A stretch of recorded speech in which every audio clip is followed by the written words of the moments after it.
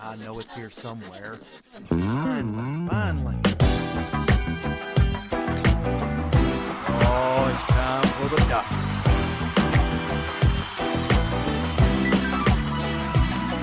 You're listening to Dr. Bill, the computer curmudgeon.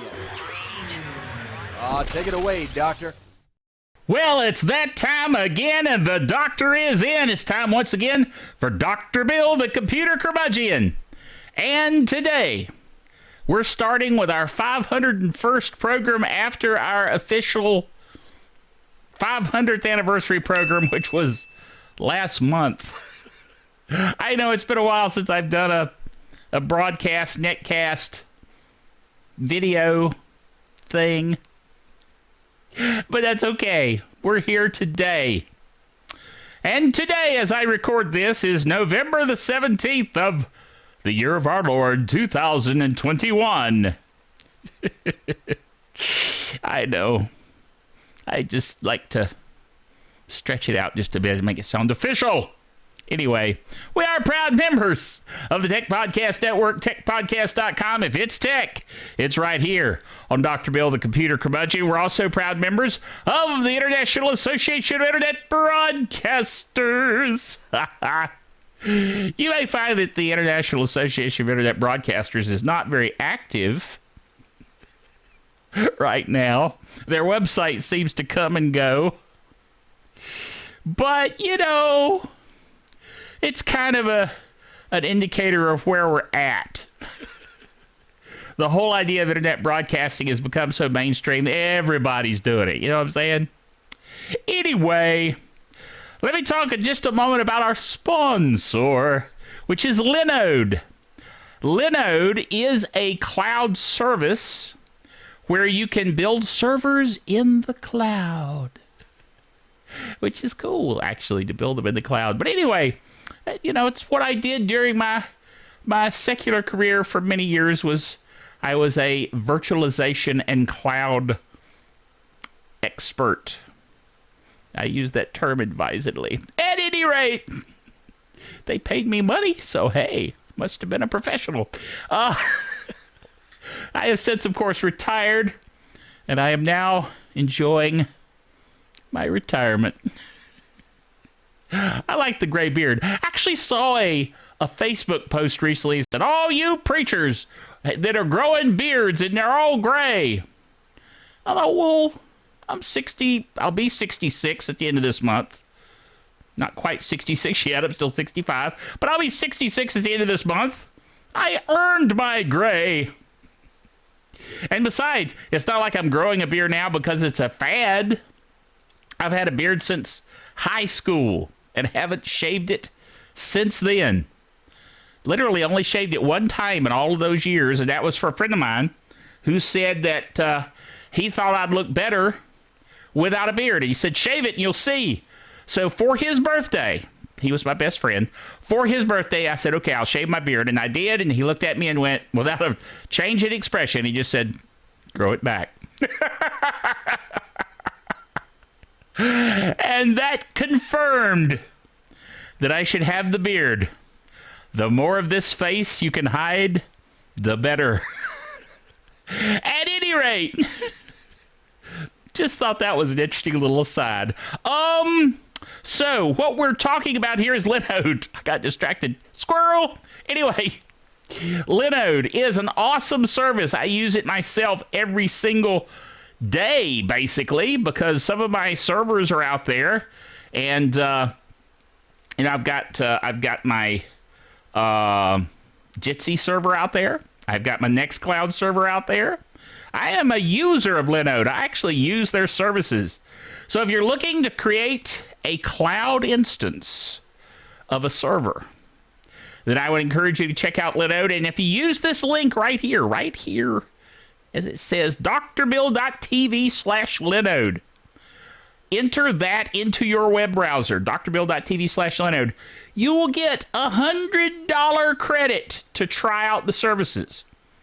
Dude, how many people are going to pay you $100 just to try them out? That's pretty cool. So do that, and you will, the thing is, they know it's tricky because they know how good they are. and how once you use them, you'll go, dude, I can't live without this. And so, like me, I've been paying them every month for the services that I use. I use it myself. At any rate, I know, a little bit long commercial, but I got distracted. There was a squirrel. Squirrel. So, let me catch you up. It's been, like I said, a month since the last netcast, and many things have happened, particularly on the television antenna front. I have put up, well, I've changed my antennas from what I showed you last time.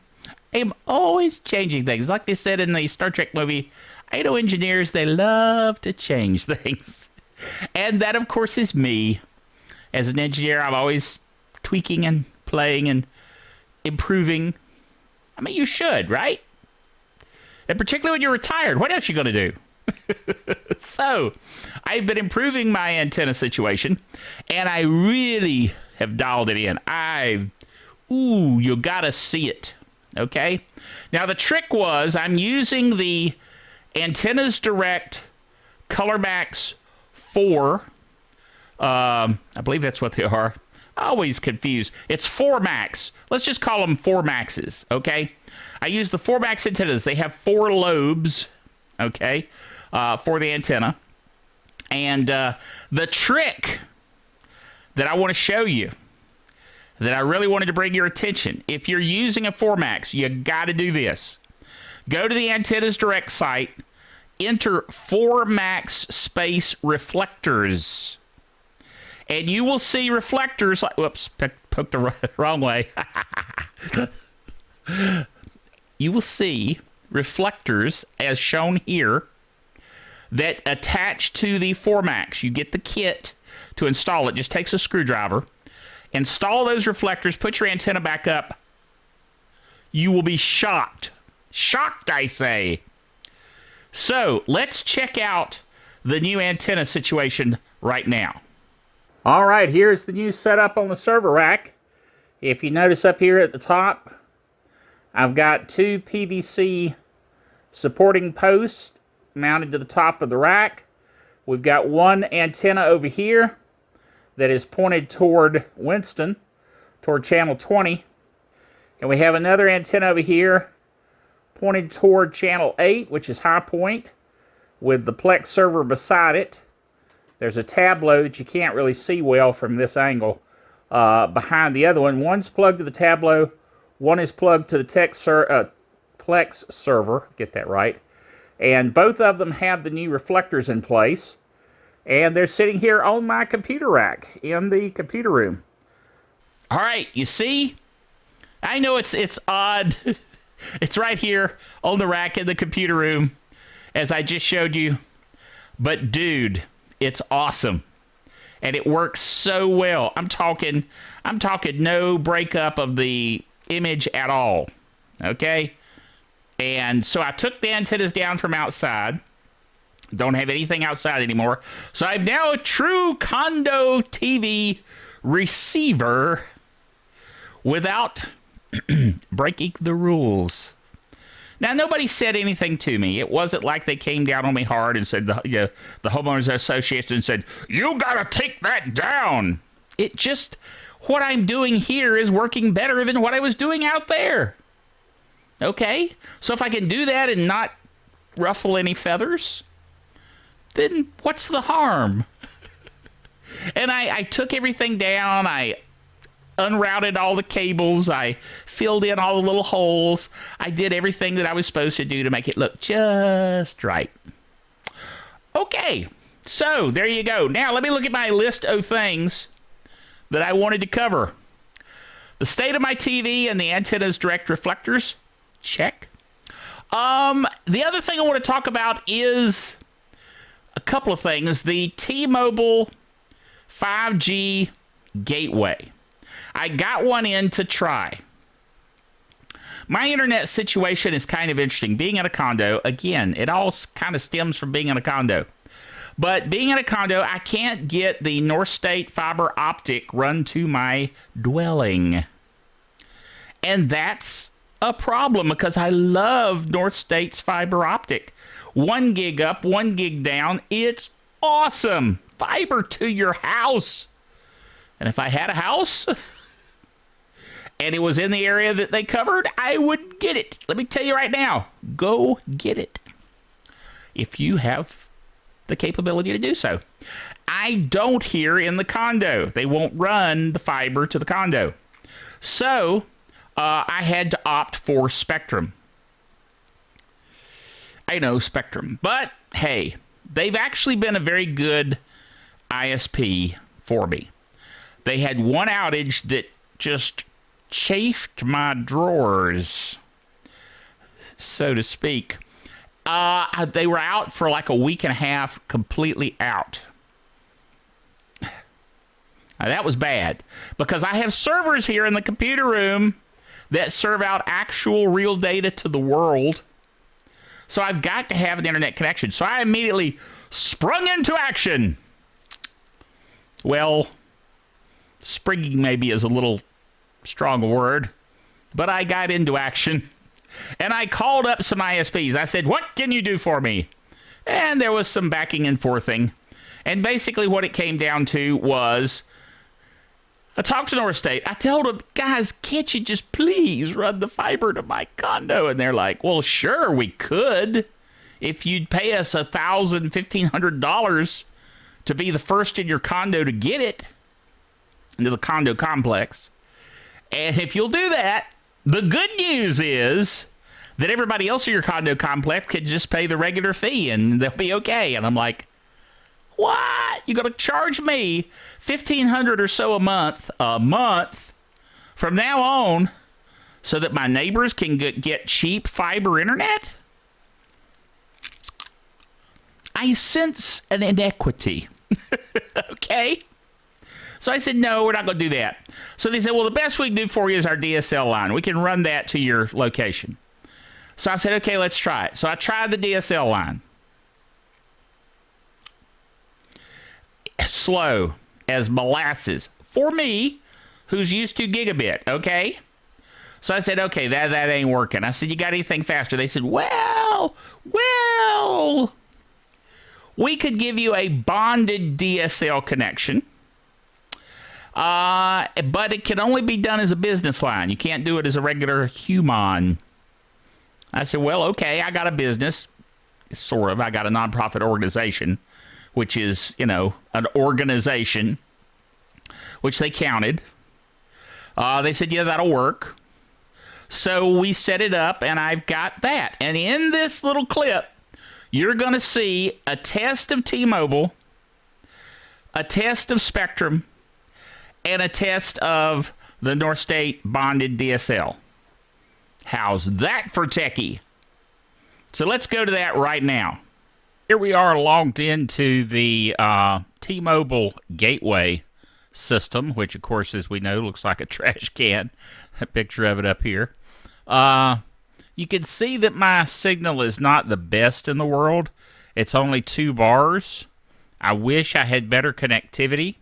And in fact, based on where the towers are located, I really should have better connectivity than I do. But there you go. I'm going to reboot it.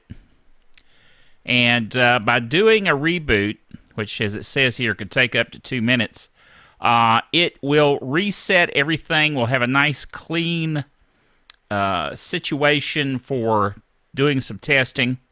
I will say the speed of a gateway and the speed of your connectivity when you're using it can vary quite a bit. All right. It is now, as I record this particular video, a little after 11 o'clock in the morning. So you can take your, your opinion of timing based on that. You might say, well, people are at work, so perhaps the speeds would be better since there would be as many people on it. Or you could say, it's during the day, so it might be a little bit higher. But I'm thinking, I don't know. From my perspective, I kind of think this would be a a less active time for a home internet service. That's just my opinion. But, take it as you will in terms of timing. But that's the time frame we're going to be doing these tests in. My overall perception of the T-Mobile 5G internet service is that, first of all, it's not always really 5G. A lot of the connectivity that you have is really 4G. Now, I think if I lived close to a tower, and if it was truly a 5G connection, the speeds would be, in fact, much, much greater. Now, I'm going to check and make sure that I'm still attached. No, I'm not. I'm going to go over and attach to the T-Mobile again. That can happen once it reboots. It, of course, knocks you off. So I want to be sure I am reconnected. And I'll get back in here. As you can see, we now have our signal. There we go. Primary signal, secondary signal are connected. And we should have pretty decent connectivity there. So I'm going to go ahead and bring up the speed test, and we'll give it a shot. So let's hit go. And we see we are connected to T-Mobile. Our ping is 62 milliseconds, which is, not great, but pretty good. Looks like our speed is going to be right around 20 megabits per second. And what about our upload? Upload is going up pretty well. It's up around 15 or so. I had been getting upload speeds that were more in the 5 megabit per second range, which is not that great from my perspective. Okay, but this is what we're looking at here in my situation with only 2 bars.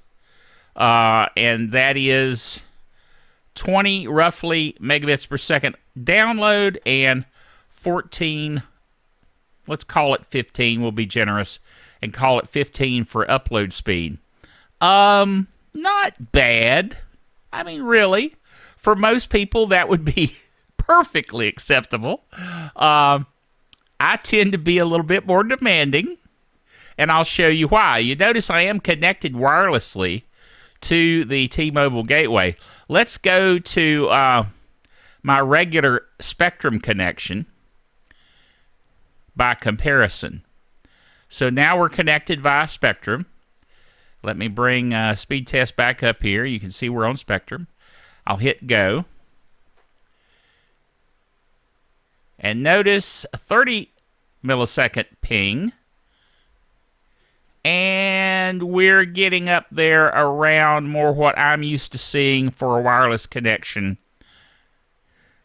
If this were a wired connection to this same Spectrum network, it would be even faster. And then my upload is actually a little lower than usual. Normally my upload speed is around 35.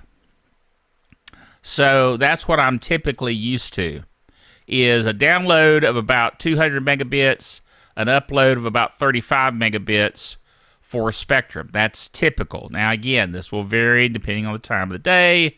It will vary depending on a lot of things, but that's pretty much what I'm used to. And then I have another option here, and that is this one.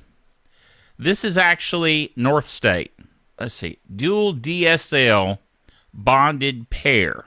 Okay, I believe I'm saying that correctly. Okay, I'm rebooting the connection, and I'm also, I went ahead and reset the router. I want to get a good solid test here of this particular situation. Checking network requirements. And it can't connect yet because it's still rebooting. I rebooted both the connection and the router. All right. We're connected now to the Northstate connection. Now, this particular connection is a Northstate bonded DSL connection. In other words, 2 DSL connections bonded together to make one connection to get more throughput. So let's see what we've got here. We'll connect to that. Notice the ping time is 4 milliseconds. Or 4, it's either milliseconds or microseconds, but 4. And you'll notice that our download speed is hitting right up around 7, roughly, megabits per second. And our upload speed is going to be in the same range, because basically what I am paying for here is 10 megabit down, 10 megabit up. However, they say that you can only realistically expect to get about 2/3 of that speed. So 8 megabits up, 8 megabits down is the best you can expect. And if you run this again, we're liable to actually see it hit those speeds. Again, 4 for our ping rate, and it's bumping up at 8 here. Yep. And now it's probably going to be similar for our upload speed. I rarely see the upload and the download being significantly different. They're usually pretty close to the same thing on this particular line with the bonded DSL. So right around 8, we'll call it that, which is not bad, okay? And this line is actually a business line. It's not a home line. It's a business line. And it is also fairly inexpensive. It's only $39 a month. Okay, and that's $39 all in. So that's pretty good. I gotta admit, Northstate has done a pretty good job with that. What I use this for is for redundant line for my servers that I have here at my house or my condo here in the office in my computer room.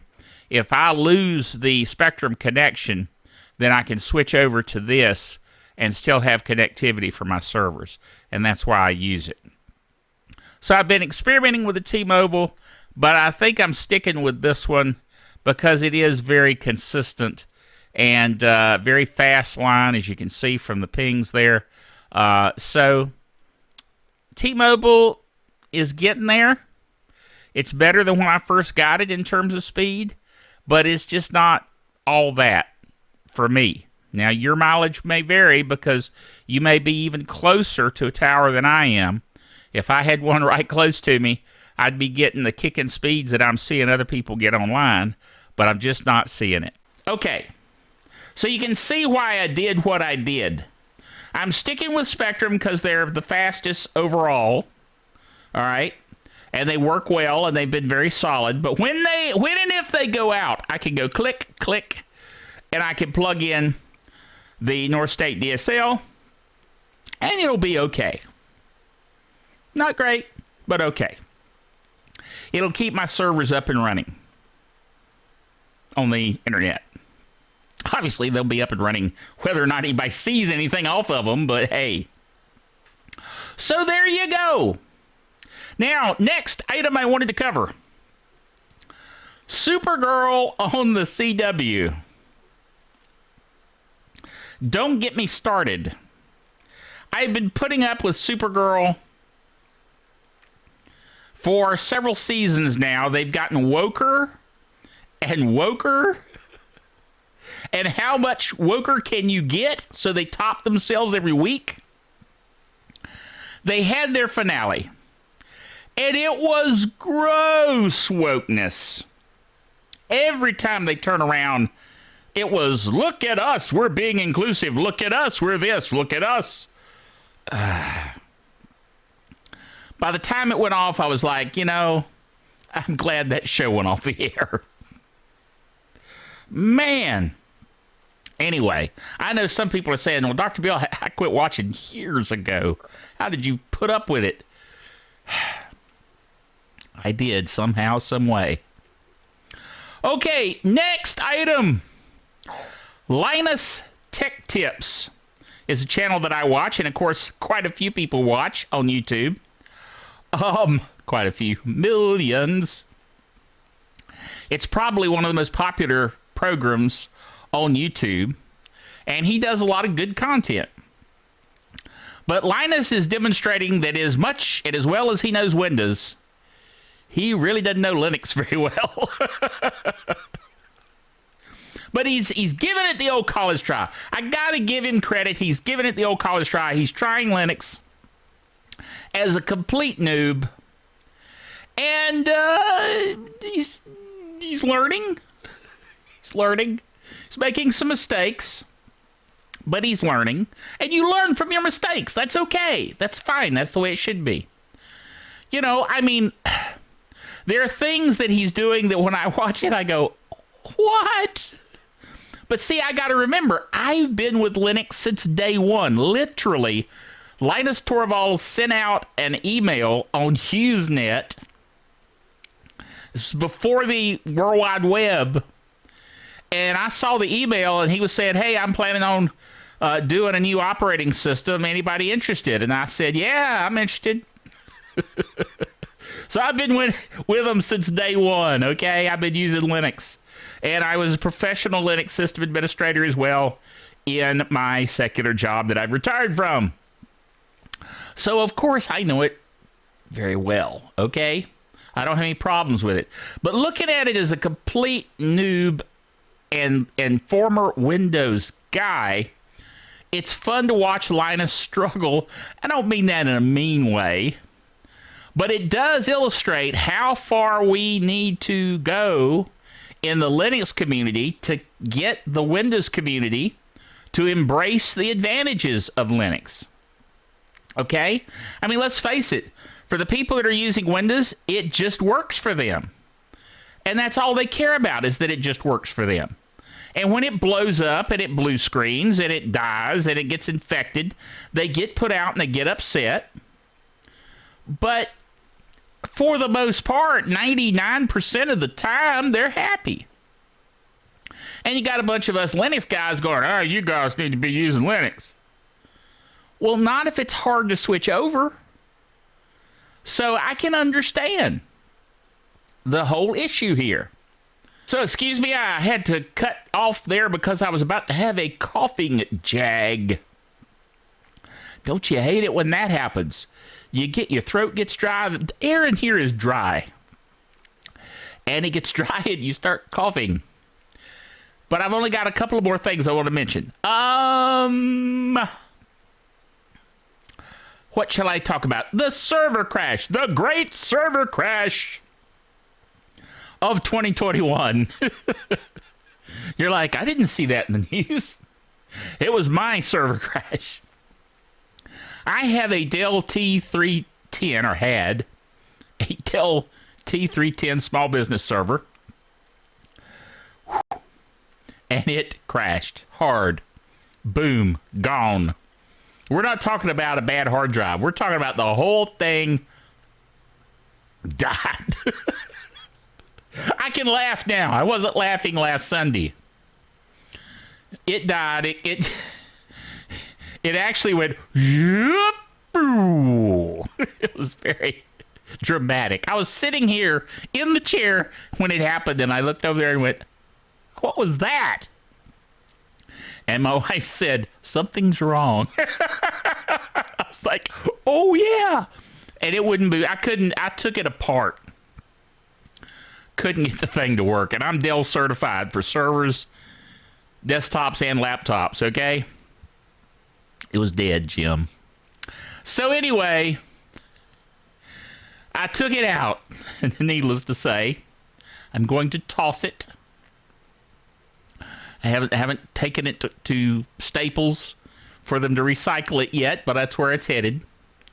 But I replaced it with a Dell 9010 desktop, which I know is an older machine, but it's similar in spec to the server that I had, and it works very well.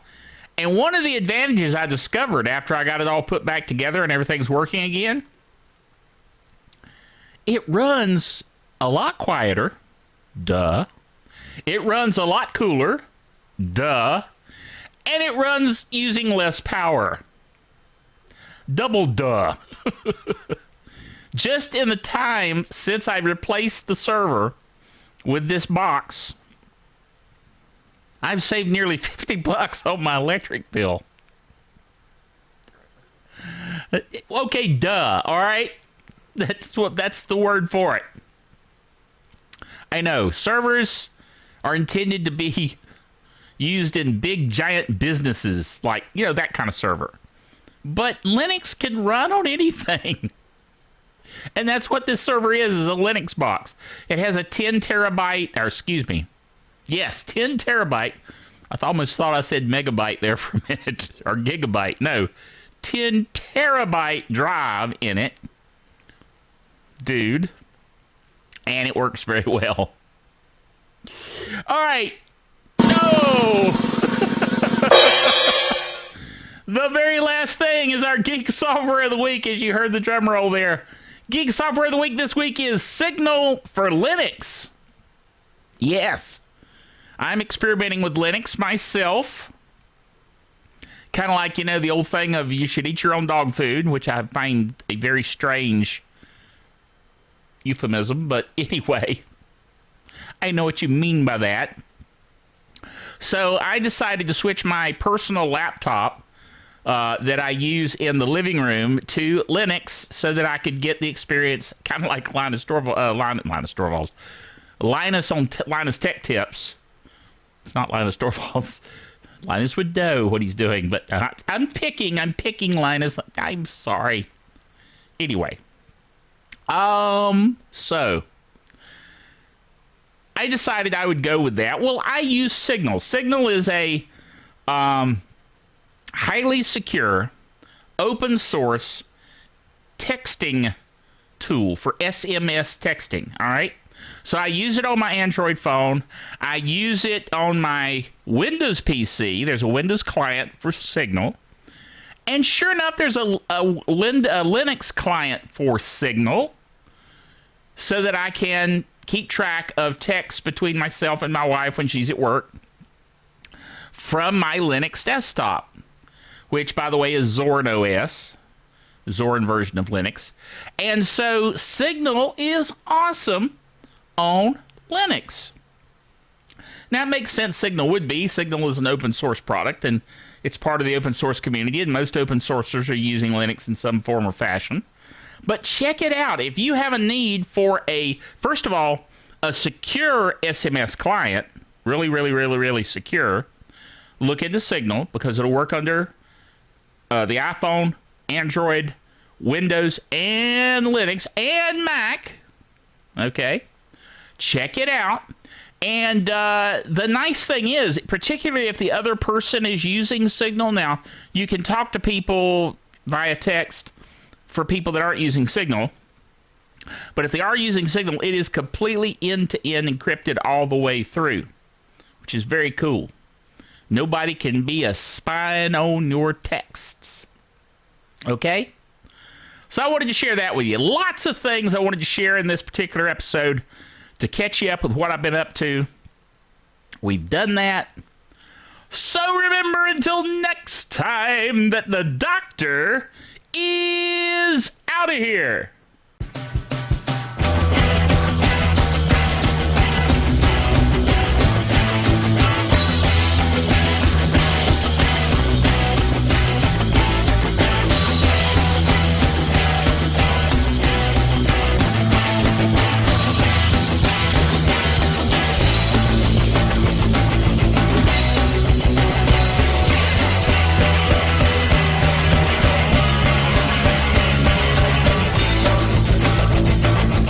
Dr. Bill, the Computer Curmudgeon, is a production of DrBillDaily.net with all the honors, rights, and privileges thereunto appertaining.